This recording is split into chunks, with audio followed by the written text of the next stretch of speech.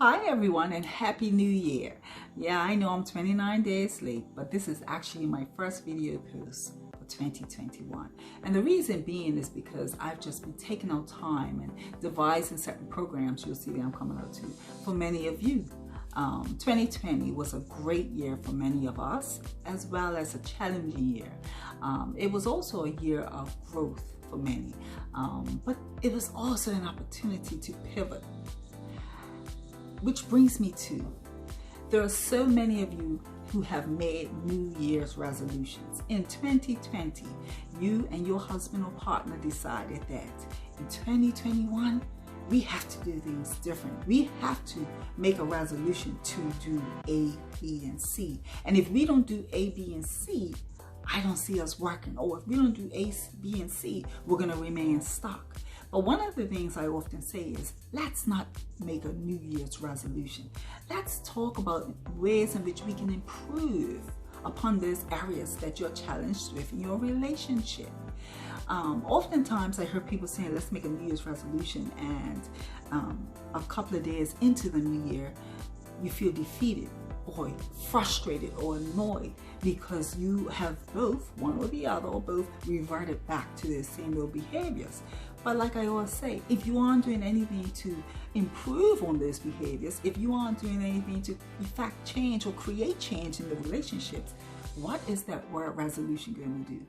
So I challenge you to create some improvements in the relationship. So one of the things I often say to clients is this: sit down in your free time, separately or together, whatever you desire, and I want you to jot down one or two of those areas in your relationship which you will love to see improvement.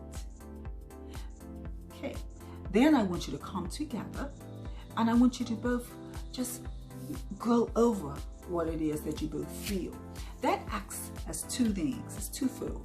One, it allows you to decide on what you're going to do next, but it also allows you to see what your love partner is feeling and how they may be feeling about a certain thing. For some clients, guess what? They come up with the exact same thing, which is kind of easy as well. And once you two get together and compare notes, I want you to decide on one thing, one area in your relationship that you're both going to be intentional about focusing and working toward, whatever that may be. For many people, it's hiring a relationship coach like me. For those of you who may be in a really distraught, disgruntled, and unhealthy relationship where you might be on the verge of divorce, I suggest you maybe getting a counselor, a marriage counselor, or going to your pastor, or going to wherever you need be. However, just be mindful that there are those who see counselors and also see me as well, a relationship coach, because we keep it moving forward. But one of the things I also want to say to you is this: when you decide on which one thing you're going to focus on first, remember the first thing so that you know that there's another one coming behind it. I want you to both buy into it. Both of you be intentional about it and do whatever it takes to get you to the next level.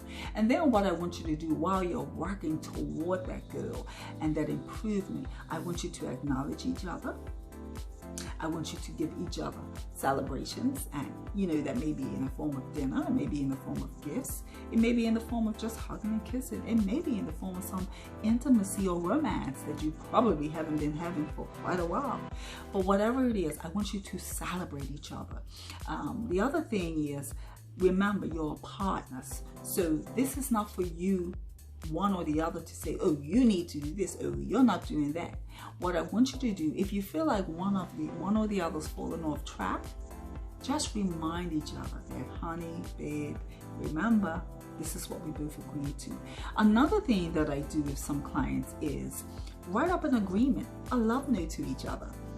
It might be you want improvement in communicating better, or you might want improvement in listening more, or you might want improvement in hubby or wife helping you clean the house, whatever it may be.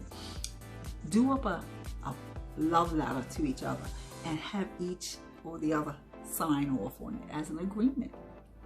A love letter as to, why you love them, and what you want to do next, and where do you see yourselves going. And babe, remember, you agreed to clean the house with me. I am Tiana Laws, and I help women and couples earn their position in relationships. You know, believe it or not, part of why relationships fail today is because one or the other is expecting their partner to do all the work. One or the other is expecting that other person to make them feel such a thing. One or the other is giving over themselves to another.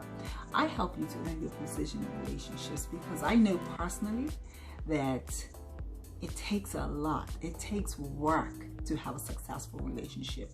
But if you're not working on yourself first, how can you work on a relationship as a couple? Talk soon.